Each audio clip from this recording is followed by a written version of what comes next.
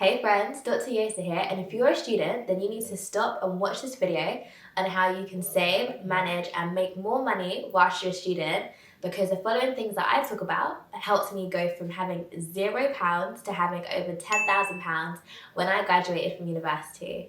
The first thing is budgeting. Now, I'm going to be so honest.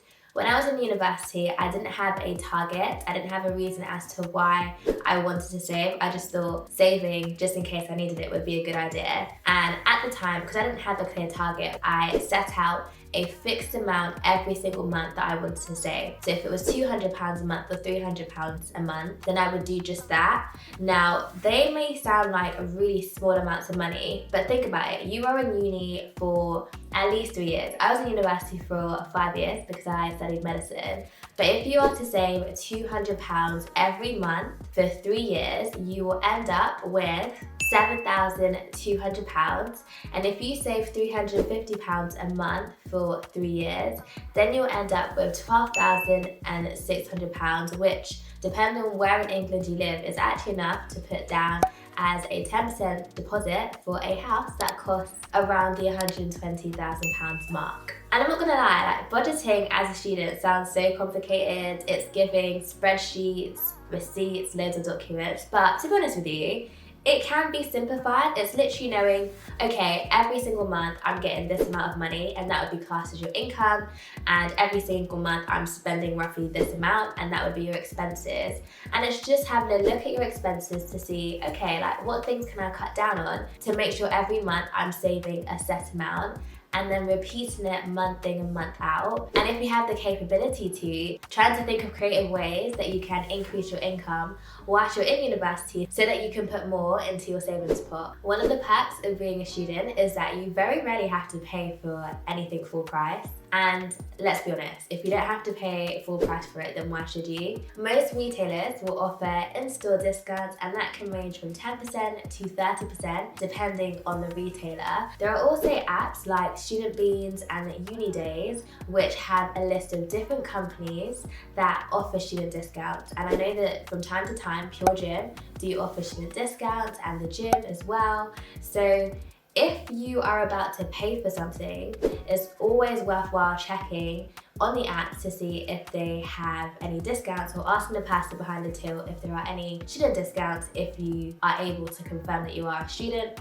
which is typically done by showing them your student ID.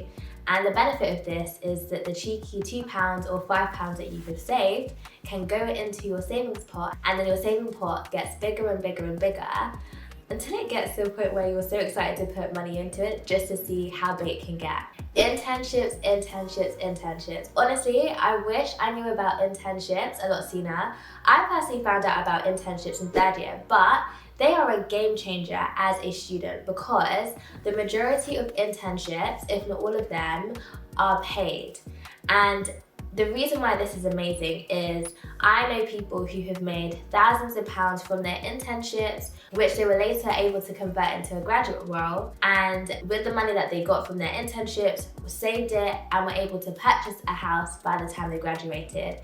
And internships are fantastic because you're developing a skill. It allows you to, flirt a little bit with the real world and see, is this lifestyle for me? Is this job description for me? And if it's not, it allows you to explore other things freely before you lock yourself in with your graduate job. There are loads of different sites which will showcase all of the different internships that are available to you, and some of these sites include the Bright Network, SEO London, Rare, Recruitment, got the 10,000 Black Interns, and so much more. I'll list these organisations in the description box if that's of interest to you. But if you can get an internship in your first year, and you can get an internship every single year, that's a great way for you to boost how much you are saving whilst also building your CV. Now, I will caveat this. Just because an internship isn't paid doesn't mean that you shouldn't take it. Everything is a balance. There are some internships that I did that weren't paid. However, the insights that I got from those internships really helped my understanding of property as a medical student, where typically those two industries don't collide. Scholarships. This is something that I haven't benefited from personally, but I know people who have.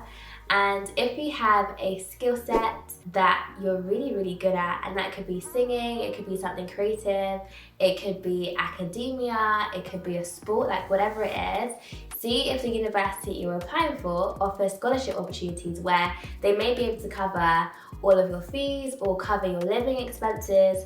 And so with any additional money that you do get, you can basically put it away into your savings pot and grow that savings pot as much as possible before you graduate. Now, most universities will list on their website what different types of scholarships they offer, but it's definitely worth speaking to people at that university or even before you apply to see what kind of things you can get. And the last one is using the fact that you're a student to your advantage. So when you're going to university, that's probably around the first time that you're applying for a card, if you haven't got one already. And usually at this time, banks will offer discounts. So they might give you like a free railway card or an Amazon gift voucher if you choose them rather than a different bank. Now, take advantage of the freebies, but don't forget to read the blueprint. Overdraft is a thing that you probably will hear a lot of students talk about. If you have, let's say, £5 in your account and then a transaction comes out of it because you bought something for £10, remember you've only got £5, so the bank has given you £5 to be able to pay for that £10 item. But because they've done this, they are charging you for the good favour that they've done. You might end up paying an additional £2 on something that should have cost you £10.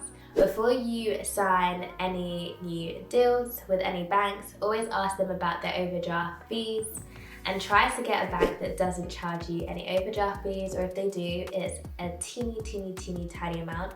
But the goal of the game is to not have to pay more for anything if you don't have to.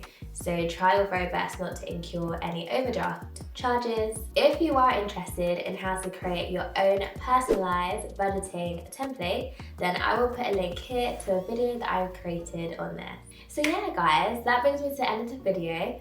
I hope you enjoyed it. If you have any questions or you'd like me to elaborate on any details further, then let me know. But please send this to someone who is going to start uni so that they can make really good money choices that will help set them up for the future. And I'll see you in my next one. Bye.